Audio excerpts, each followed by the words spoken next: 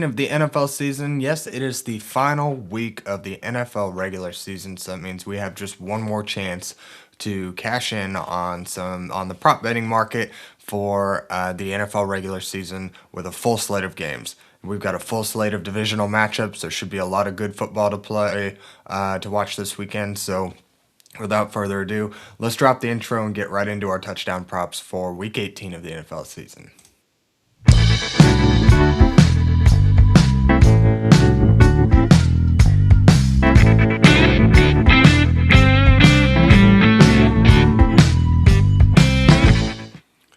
Welcome back to the DFSG Plus YouTube channel. On this show for touchdown props, I'm your host, Axton Harding. You can find me on Twitter at XmanIDP. I'm not typically one that posts very often over there, but I always check my direct messages. So if you have any questions or plays that you're particularly interested in, feel free to reach out to me there. Otherwise, you can throw it in the comments, and I'd be happy to talk with you there as well. But just to start off the show, I just like to reiterate every week that these aren't even really suggestions. They're just more plays that I will be making myself, and I'm laying out the research that I've done in order to confidently make these plays. So if anything speaks to you, feel free to tail. If not, throw out some suggestions that you might have, and maybe we can help each other make a little extra cash this week. But let's not delay any further. Let's get right into our forward plays for potential touchdown scores for Week 18 of the NFL season. Up first, we've got Nico Collins with an anytime touchdown at plus 150 against the Indianapolis Colts. I found most of these. Actually, I found all of them on Bet365.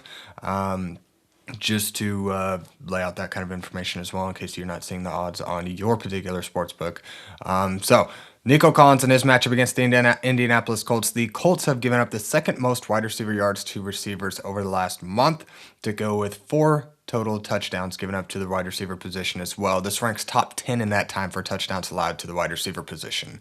Nico Collins, on the other hand, has 6 touchdowns on the season and is the obvious favorite target for CJ Stroud inside the 20 with 18 red zone targets on the year. He's got the second most on the team is just Dalton Schultz with only 11 targets inside the 20. Nico has converted on 3 of his 8 red zone receptions and turned them into touchdowns, even run one in for a score earlier in the season.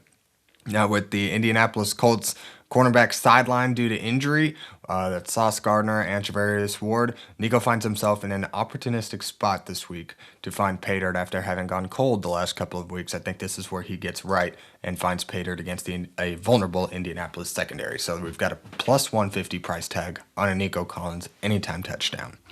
Our second play this week is Michael Wilson with an anytime touchdown at plus 170 against the LA Rams this week. Again, found on Bet365. The Rams in this matchup are tied for the second most wide receiver touchdowns allowed over the last month with 6 wide receiver touchdowns allowed.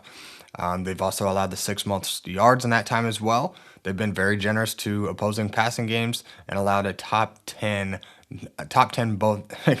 allowed top 10 numbers in both categories as well on this season as a whole. So we're looking at a very vulnerable matchup for a very hot Michael Wilson when Marvin Harrison Jr. isn't playing. Since Marvin Harrison's injury began back in Week 11, Michael Wilson has 676 receiving yards in 7 games to go with 5 touchdowns, which were scored in just the last 4 games.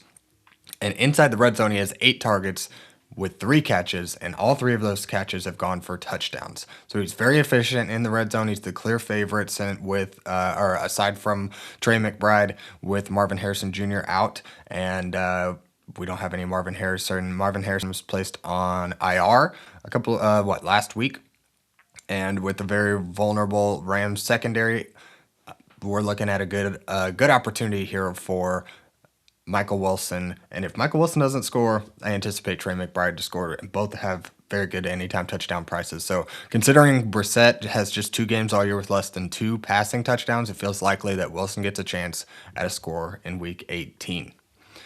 Devin Singletary is our third play this week with an anytime touchdown price at plus 210 against a Dallas Cowboys defense.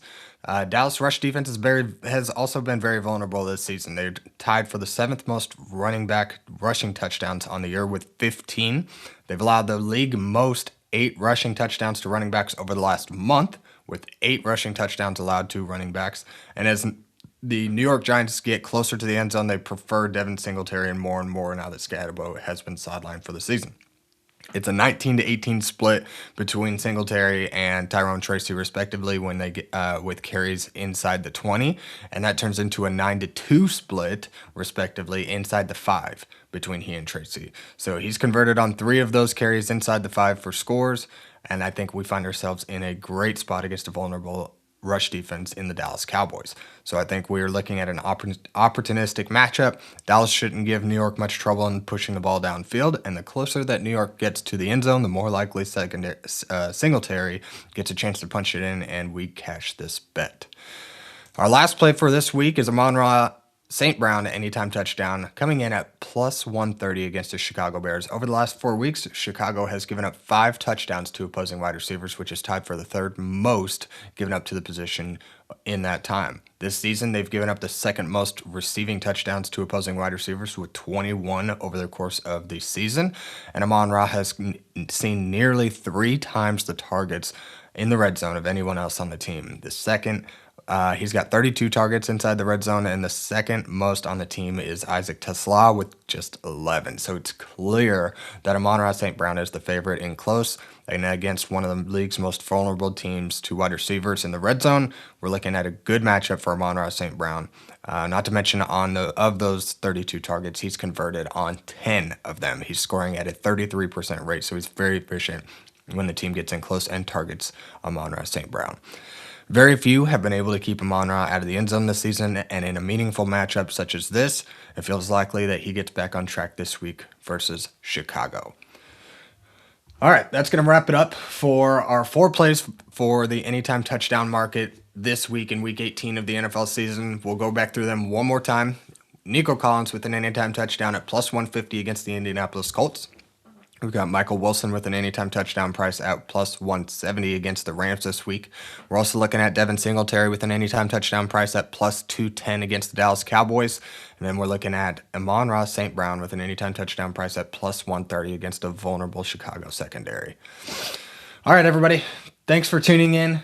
If you've been following for much of this season, I'm certainly appreciative of your support, and look forward to possibly getting into some postseason bets. So keep an eye out for stuff like that. It should be getting pretty fun as we get into the postseason. So thanks again, everybody. Good luck out there, and we'll see you next time.